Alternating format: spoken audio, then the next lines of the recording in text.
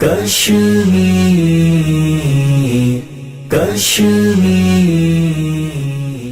اعوذ باللہ من الشیطان الرجیم، بسم اللہ الرحمن الرحیم۔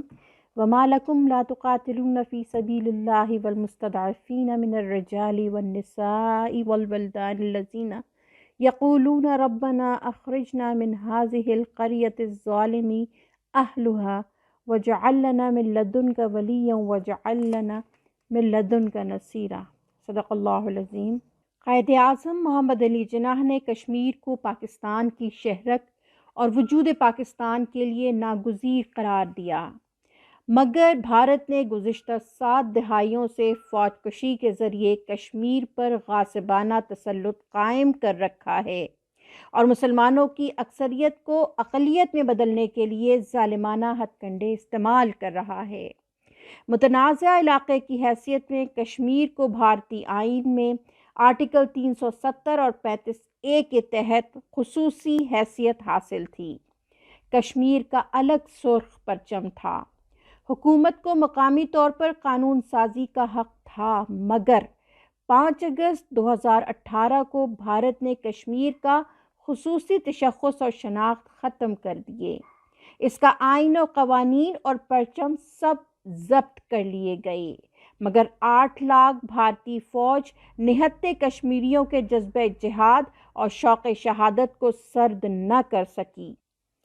ان 70 سالوں میں اب تک 2 لاکھ سے زائد کشمیری شہید، 50.5 لاکھ سے زائد زخمی اور 1.5 لاکھ سے زائد کشمیری ٹارچر سیلز میں زیر حراست ہیں۔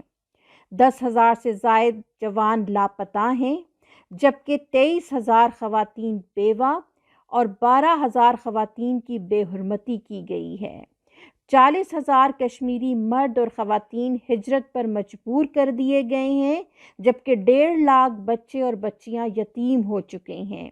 دفعہ 370 اور 35A کے تحت کشمیر کی خود مختار حیثیت ختم کر کے بنیادی انسانی حقوق کی بدترین خلاف ورزی پر محیط طویل لاک ڈاؤن کے 915 دن گزر چکے، اور یہی ریاستی ظلم و جبر عظیم کشمیری لیڈر سید علی گیلانی کی وفات کا سبب بنا۔ ان کے جنازے اور تدفین پر بھی بھارتی افواج کی جانب سے توہین آمیز اور قابل مذمت طرز عمل اختیار کیا گیا۔ دراصل یہ بھارتی حکومت اور فوج کا اس شخص سے خوفزدہ ہونا تھا جس نے اپنی پوری زندگی جد و جہد آزادی کشمیر کے لیے وقف کر دی اور پوری کشمیری قوم کو اپنی آزادی کے جہاد کے لیے کھڑا کر دیا۔ اس وقت بھارت نے مسلمانوں کی مکمل نسل کشی کی منصوبہ بندی کے ساتھ 10 لاکھ ریٹائرڈ ہندو فوجیوں کو مستقل طور پر کشمیر میں بسانے کا منصوبہ بھی بنایا ہے، جس کے تحت اب تک 3 لاکھ ہندو فوجیوں کو کشمیر کے ڈومیسائل جاری کیے جا چکے ہیں، تاکہ مسلم اکثریتی ریاست میں آبادی کا تناسب تبدیل کر دیا جائے، اور اگر اقوام متحدہ کی قراردادوں کے تحت کشمیری عوام کو استصواب رائے کا موقع دیا بھی جائے تو نتائج بھارت کے حق ہی میں آئیں۔ ظلم و جبر کے اس ماحول میں وادی میں کاروبار تباہ، تعلیمی ادارے بند، اساتذہ نظر بند اور تجارتی و تعلیمی عمل منجمد ہے۔ اس کے ساتھ آزاد کشمیر پر گولہ باری اور آئے دن کنٹرول لائن کی خلاف ورزی بھی بھارت کا وتیرہ بن چکی ہے، جس کے نتیجے میں آزاد کشمیر کے نہتے شہریوں کی قیمتی جان و مال کا نقصان ہو رہا ہے۔ بھارتی فوج کی طرف سے نہتے کشمیریوں پر ڈھائے جانے والے مظالم پر OIC اور ایمنسٹی انٹرنیشنل کی آنکھیں بند ہیں اور ان کے کان کشمیری بچوں اور خواتین کی چیخیں سننے سے قاصر ہیں۔ یہی صورتحال اقوام متحدہ کی ہے، جو انڈونیشیا اور سوڈان میں تو آزاد ریاستوں کے قیام کے لیے فوری متحرک ہو جاتا ہے، مگر کشمیر کے متعلق 70 سال سے موجود اپنی قراردادوں پر عمل درآمد کروانے سے معذور نظر آتا ہے۔ مسئلہ کشمیر پر حکومت پاکستان کا کردار بھی انتہائی مجرمانہ ہے، مگر الحمدللہ جماعت اسلامی نے روز اول سے ہی کشمیر کو پاکستان کی شہرک نہ صرف تسلیم کیا ہے بلکہ اس کو دشمن کے تسلط سے آزاد کروانے کے لیے اب حتی المقدور اپنی کوششیں جاری رکھے ہوئے ہے۔ جماعت اسلامی یہ سمجھتی ہے کہ مقبوضہ کشمیر پر قبضہ دراصل اسلام آباد اور کراچی پر حملے کے مترادف ہے۔ کشمیری عوام نے جب بھارتی جبر کے خلاف جہاد کا آغاز کیا تو قاضی حسین احمد صاحب مرحوم نے بطور امیر جماعت اسلامی ایک سچے مخلص بے باک اور نڈر رہنما کی طرح ان کا استقبال کیا۔ جماعت اسلامی نے ہر دور میں ملکی اور بین الاقوامی فورمز پر آل پارٹیز کانفرنسز اور سیمینارز منعقد کر کے مسئلہ کشمیر کو اجاگر کرنے کی کوشش کی ہے۔ پارلیمنٹ کے فورم پر بھی نہ صرف مسئلہ کشمیر کے حل کے لیے آواز بلند کی ہے بلکہ حکومت وقت کی ظالمانہ سرد مہری کو بھی ہدف تنقید بنایا ہے۔ جماعت اسلامی نے پہلی مرتبہ 5 فروری کو پاکستانی قوم کی طرف سے یوم یکجہتی کشمیر منانے کا اعلان کیا، جس پر پوری پاکستانی قوم نے لبیک کہا۔ یہاں تک کہ حکومت پاکستان نے قومی سطح پر 5 فروری کو یوم یکجہتی کشمیر قرار دیا۔ ہر سال یوم یکجہتی کشمیر پر بھارت کے خلاف بھرپور احتجاج کیا جاتا رہا اور اس سلسلے کو ہر آنے والی حکومت نے قائم رکھا ہے۔ جماعت اسلامی نے پاکستانی قوم اور پوری دنیا کے مسلمانوں کو کشمیر کی حمایت کے لیے ذہنی طور پر آمادہ کیا۔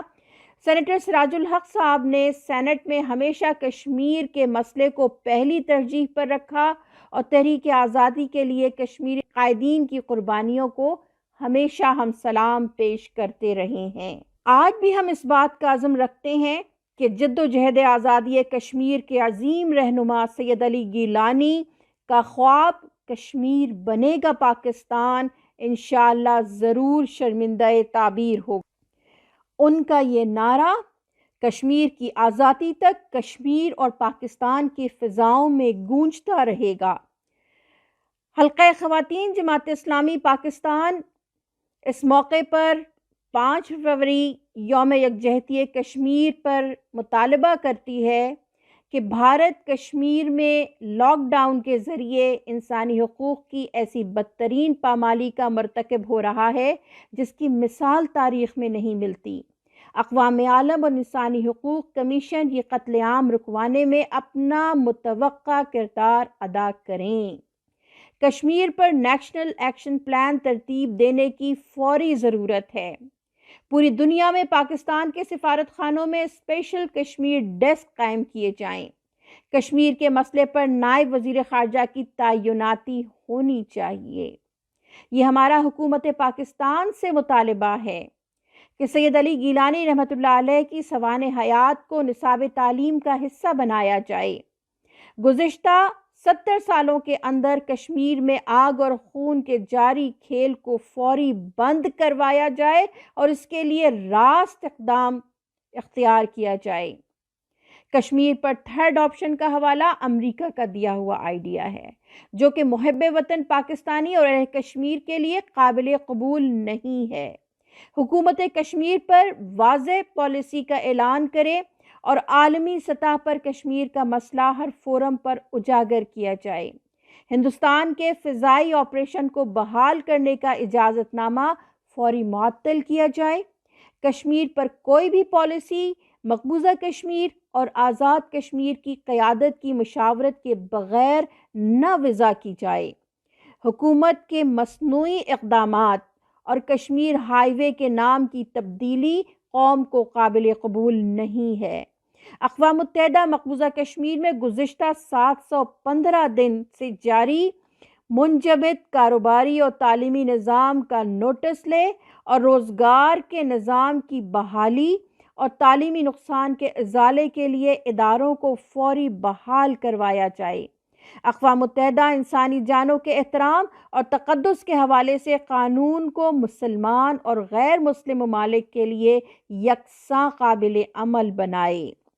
5 فروری یوم یکجہتی کشمیر کے اس موقع پر ہم سب بحیثیت پاکستانی قوم اس بات کا عزم کریں کہ پاکستان کی شہرت کو بھارت سے آزاد کروائیں گے اور ظلم کی اس سیاہ رات کے خاتمے کے لیے جماعت اسلامی کے ساتھ مل کر جدوجہد کریں گے۔ کشمیر بنے گا پاکستان انشاءاللہ تعالی العزیز۔